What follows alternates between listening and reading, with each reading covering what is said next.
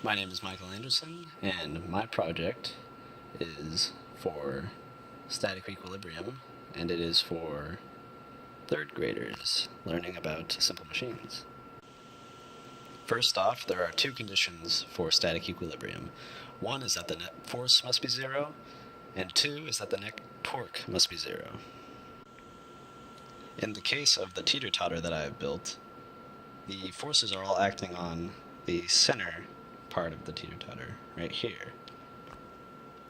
And because the teeter-totter is balanced on either side, the weights are the same, it is in static equilibrium.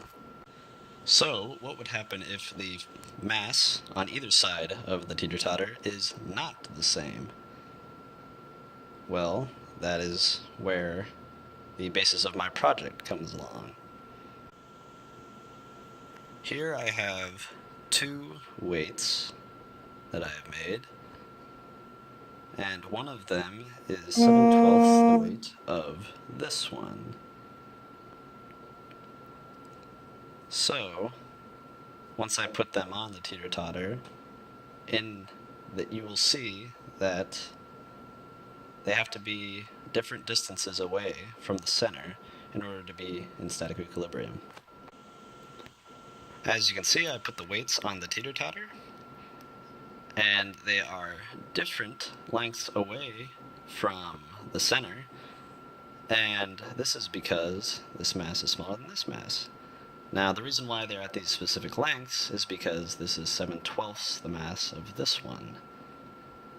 And, as done by some calculations, I found that if this mass is 3.5 inches away from the center, then you multiply that by 7/12, and you find that it needs to be about 2.04 inches away from the center on this side, which is what I did.